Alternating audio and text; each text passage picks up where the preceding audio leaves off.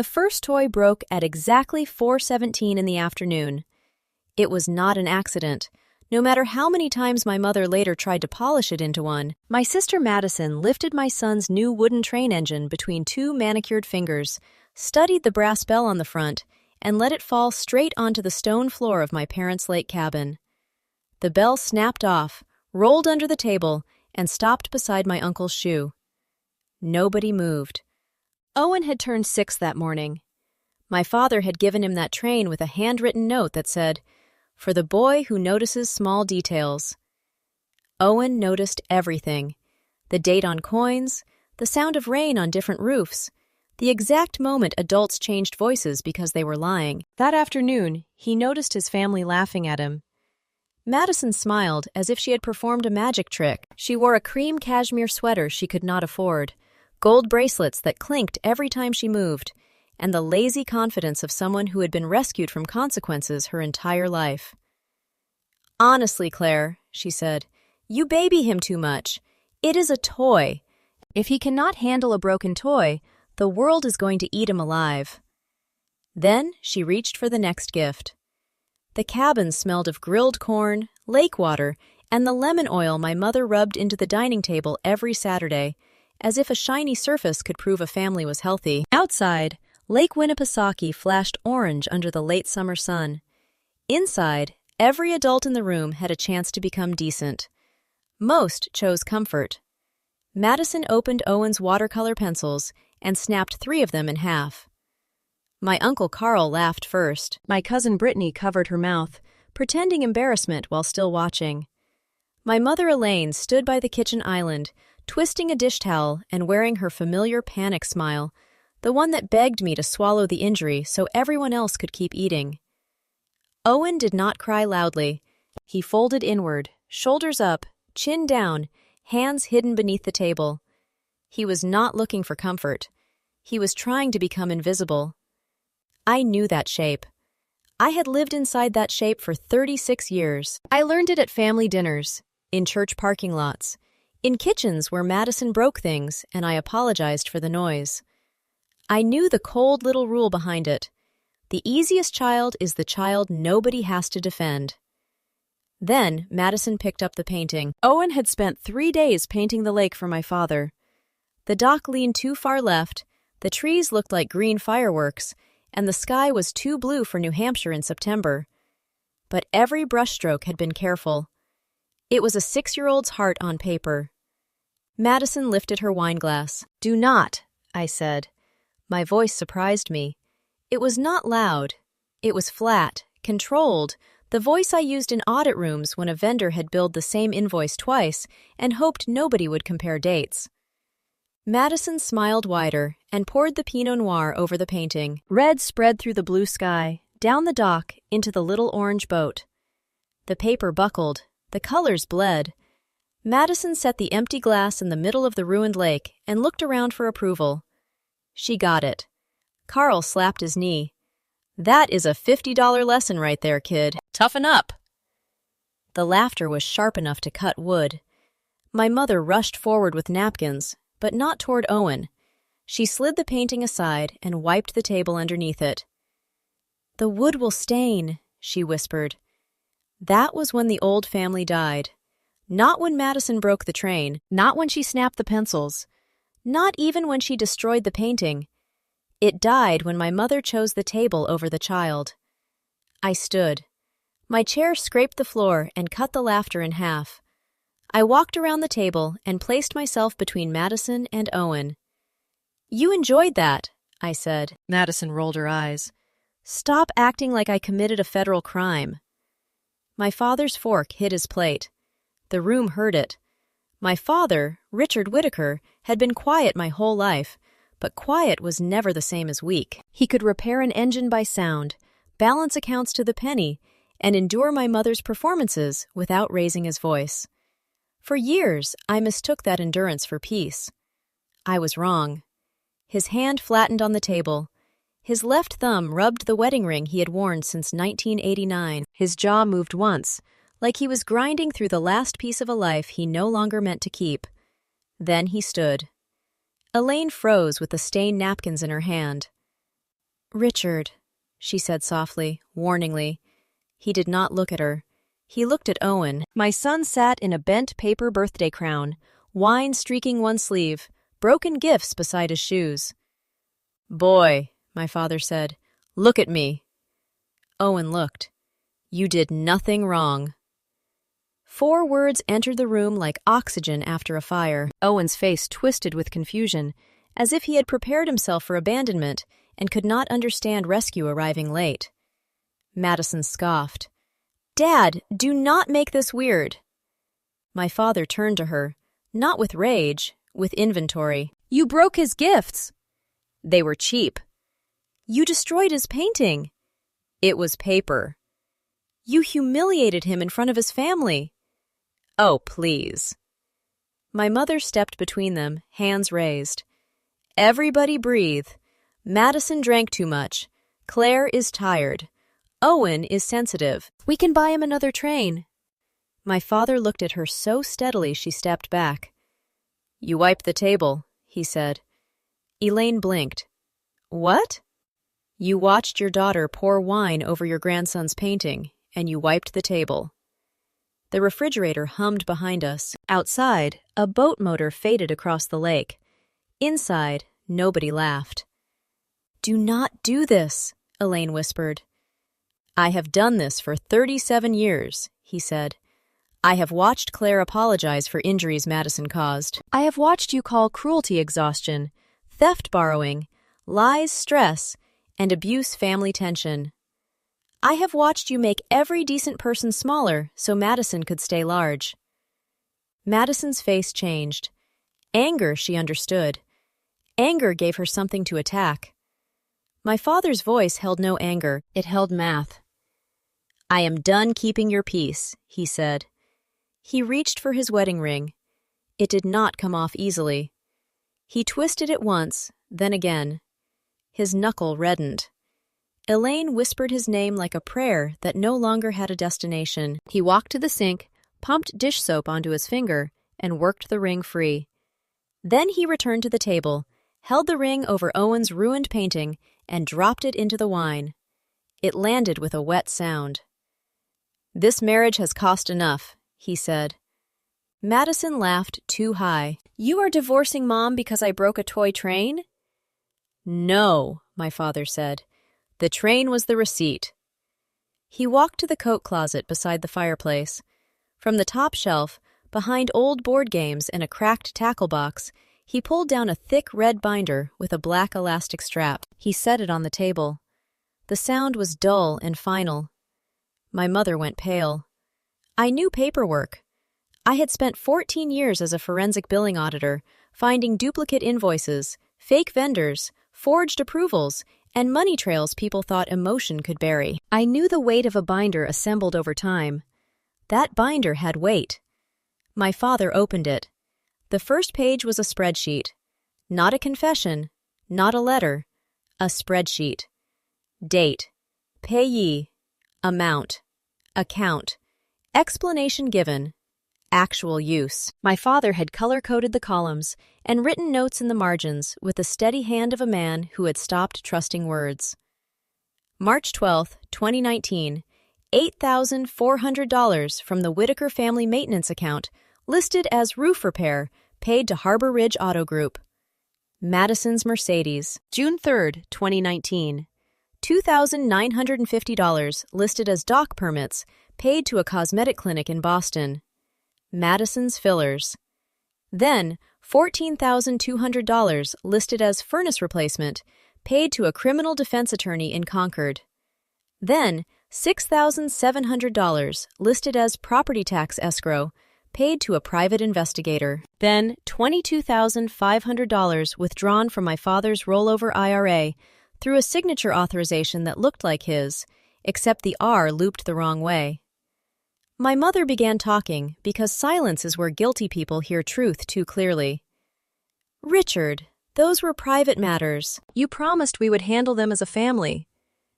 No, he said. You said that. Then you handled them with my retirement money. Madison pushed away from the table. This is insane. You kept a binder? My father turned a page. On August 29, 2021, at 11:42 p.m., you drove a black 2020 Mercedes GLE through the intersection of Elm Street and Route 109 in Wolfboro. You hit 19-year-old Abigail Porter while she crossed with a signal. You left the scene. The cabin vanished into silence. Madison's face flattened. That was never proven. My father slid the next page across the table. Police report, insurance claim, emergency room bill, photos of the broken passenger side headlight, a repair invoice dated 2 days after the crash, a cashier's check for $17,850. Elaine made a sound like paper tearing. Richard, stop! There are children here! There was a child in the crosswalk, he said. Abigail survived, but not cleanly. Fractured pelvis, nerve damage, lost track scholarship. Madison got a new headlight, a lawyer, and a mother willing to mortgage our future to protect the fantasy that her golden child was unlucky instead of dangerous. Then my father turned another page. This section is for forged authorizations. There were 6 forms from 3 financial institutions. 2 carried my father's signature. 1 carried mine. I had never seen it before. It authorized Elaine Whitaker to liquidate Owen's custodial education account. Balance: $18,312. Withdrawal date: January 4, 2024, 9:06 a.m. Reason listed: medical hardship. Destination account: Madison Whitaker. I felt nothing at first. No scream, no tears, just calculation. Unauthorized withdrawal, forged signature, interstate bank transfer, financial fraud, identity theft, tax exposure. The room had become evidence. Elaine reached toward me. Claire, sweetheart, I was going to tell you. I looked at her hand until she withdrew it. No, you were not. Madison grabbed her purse. I am not staying for this psycho audit. My father did not raise his voice. Sit down. You do not get to order me around. No, he said, but the Carroll County Sheriff's Department might. Uncle Carl stood. Richard, family does not call cops on family. My father looked at him. Family does not steal from children. Carl sat down. My father removed a sealed envelope from the binder's back pocket. The return address belonged to a law firm in Concord. Digital copies are already with my attorney, he said. This is the courtesy copy. Madison's eyes flicked to the door. The golden child was calculating escape. I did not confront Madison that night. People imagine exposure as a thunderclap, one dramatic moment where truth enters the room and liars collapse. Real exposure is slower. It is timestamps, chain of custody, certified mail, bank holds, duplicate drives, and the disciplined refusal to let a guilty person turn your anger into their defense. So, I took Owen home. My father came with us. He packed 1 duffel bag, his medication, the red binder, and the wooden train with the broken bell. Elaine cried on the porch, not because she was sorry, but because the audience was leaving before she could finish directing the scene. Madison shouted from the driveway, "You will all regret this!" My father looked over the roof of my Subaru. Probably not as much as you. Then we drove away. At 10:38 p.m., Elaine sent the first text. Claire, do not let your father do something cruel. At 10:41, Madison is fragile. You know how she gets. At 10:44, Owen will forget the toys. Adults need to be adults. I screenshot every message.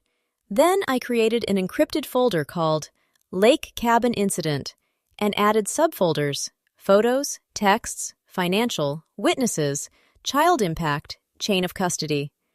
Old habits save lives. The next morning, I photographed every broken gift with a ruler beside each piece. I scanned the ruined painting. I recorded Owen explaining what happened in his own words, gently and without leading questions. I emailed the video to myself, my attorney, and my father with the subject line, Preserve Contemporaneous Statement. At 8:30, I called First Granite Bank. By 9:12, Owen's account was flagged. By 9:47, I requested signature verification and transaction origin logs. By 10:26, a fraud investigator in Manchester asked whether I had authorized Elaine Whitaker to withdraw the funds. No, I said. Do you know the receiving party? Yes, my sister. He paused. Keyboard clicks filled the line. We will need a signed affidavit. I can have it notarized by noon. For 9 days, I became exactly what my family mocked me for being: precise, organized, and boring. I built timelines. I requested bank statements. I pulled property records and tax transcripts. In my mother's email folder labeled cabin repairs, I found 46 messages to Madison dressed in denial and perfume. Do not text about Abby. Your father cannot know the exact amount. Use the card ending in 4419 for the attorney. Claire is too busy to check Owen's account. That one stayed with me. They had not stolen from my son because they were desperate. They stole from him because they had counted on my usefulness and exhaustion. They believed the load-bearing wall would never inspect its own cracks. They were wrong. On the 10th day, Elaine called. My father sat across from me at my kitchen table. The room smelled of coffee, printer toner, and Owen's cinnamon oatmeal. Claire, she said, honey-voiced, we need to meet like civilized people. Sunday, Lakeside Grill, noon. No lawyers, no police, no drama. No lawyers meant danger. No police meant guilt. No drama meant obedience. I looked at my father. He nodded. Fine, I said. Bring whatever paperwork you think you need, she added. Madison wants to apologize. That was the trap. Madison did not apologize unless there was an audience. Lakeside Grill was not a restaurant to my mother. It was a stage where bankers, church donors, real estate brokers, and retired judges pretended not to hear while hearing everything. She wanted public pressure. I wanted public record. Lakeside Grill smelled like butter, floor wax, and expensive forgiveness. My mother had chosen the center table, not near the windows, where conversation could dissolve into the lake view, not near the kitchen, where noise might cover the performance. Center table. Full visibility, classic Elaine. She wore navy linen, pearls, and the wounded expression of a woman who had rehearsed in a mirror. Madison sat beside her in sunglasses, indoors. Uncle Carl was there too, which I expected. Pastor Green from my mother's church sat beside him, which I also expected. What I did not expect was Abigail Porter. She sat at the far end with a cane hooked over her chair. She was 23 now, brown hair tied low, body held carefully to protect her left hip. She looked from Madison to me to my father, and I knew she had not been told the truth about this meeting. Elaine rushed to explain. Abby wanted closure. Abby said nothing. That said enough. My father and I sat. I placed a manila envelope on the table. Not the red binder. The original was already with my attorney. This envelope was thinner, cleaner, and more dangerous. Elaine smiled. This is good. This is what families do. We sit together.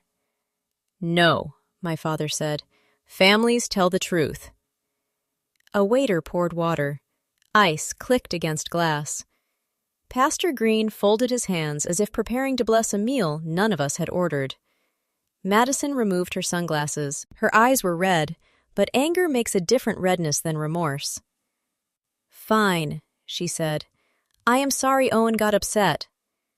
My father closed his eyes. I opened the envelope. Elaine leaned forward.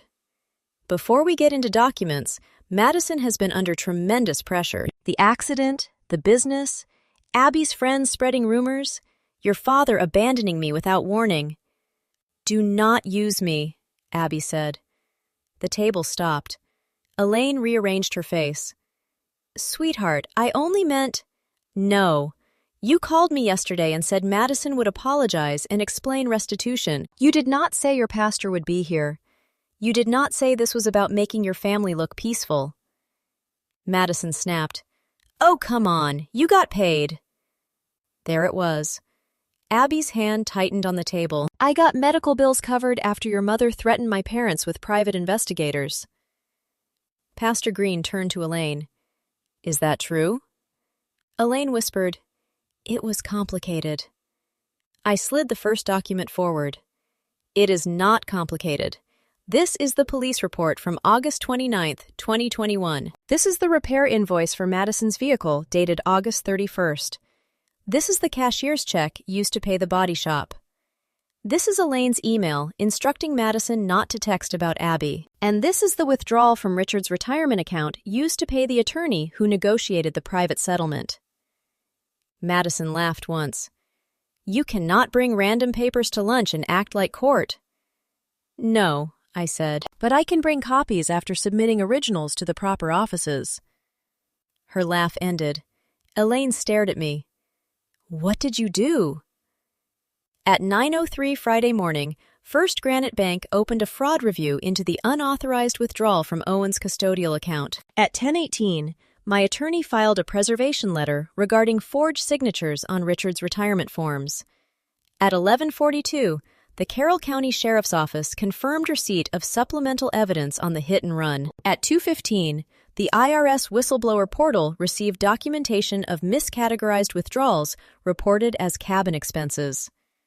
Carl muttered, "Jesus." Madison stood. "You are bluffing." I slid my phone across the table. The screen showed the sheriff's confirmation receipt and case number. Madison sat down. Finally, the dining room had noticed. People of a certain class never turn their chairs around. They lower their voices, pause with forks halfway to their mouths, and pretend not to hear while hearing everything. Elaine knew that better than anyone. Her reputation was a lace curtain, pretty, thin, and useless once the room caught fire. She touched Pastor Green's sleeve. "Claire has always been dramatic about paperwork." That was her oldest mistake. She thought accuracy was a personality flaw. I placed 3 packets on the table, red for financial fraud, blue for the hit and run, yellow for Owen. "Madison destroyed a child's birthday gifts because she knew this family would excuse it," I said. "But the gifts are not the issue. They are the pattern. Madison harms, Elaine conceals, Richard pays, Claire absorbs, and everyone calls the silence peace." My father stared at his hands, not with shame, but recognition. I opened the yellow packet. This is the notarized affidavit confirming I did not authorize liquidation of Owen's education account. This is the transaction record showing the request came from an IP address registered to Elaine's home router in Laconia. This is the receiving account, Madison's account. This is the Venmo history showing $4,800 of Owen's money went to a Miami birthday trip. Madison whispered, "Mom said that account was family money." Elaine snapped, "Do not start." Everyone heard it. I opened the red packet. These are withdrawals from the cabin maintenance account. Elaine reported them as repairs and operational expenses to reduce taxable distribution on the family partnership. Actual payees include attorneys, luxury retail, Madison's car loan, cosmetic services, and a political fundraiser Madison attended because she thought it would get her consulting work. My father said, "Elaine, you told me the dock needed structural reinforcement." I slid over a photograph from a licensed inspector. No structural work was performed. The invoice was fabricated using the name of a contractor whose LLC dissolved in 2017. Elaine looked at the page like it had insulted her. Madison stood so fast her water glass tipped. Ice scattered across the tablecloth. "Claire has always hated me. She wants me ruined because Dad loves me more." My father spoke softly. "I loved you enough to mistake rescue for parenting." That landed harder than accusation. Madison's face cracked. Beneath the cashmere, extensions, and curated helplessness, I saw the terrified child my mother had built and weaponized. But seeing the wound did not erase the weapon. Abby opened the blue packet herself. Her hands were steady. "This is my surgery schedule," she said. "This is the letter rescinding my scholarship. This is the physical therapy total my parents refinanced their house to cover before your mother offered settlement and called it generosity. I was 19. You left me in the road." Madison stared at the page. For once, no performance came. Then, two men entered the dining room.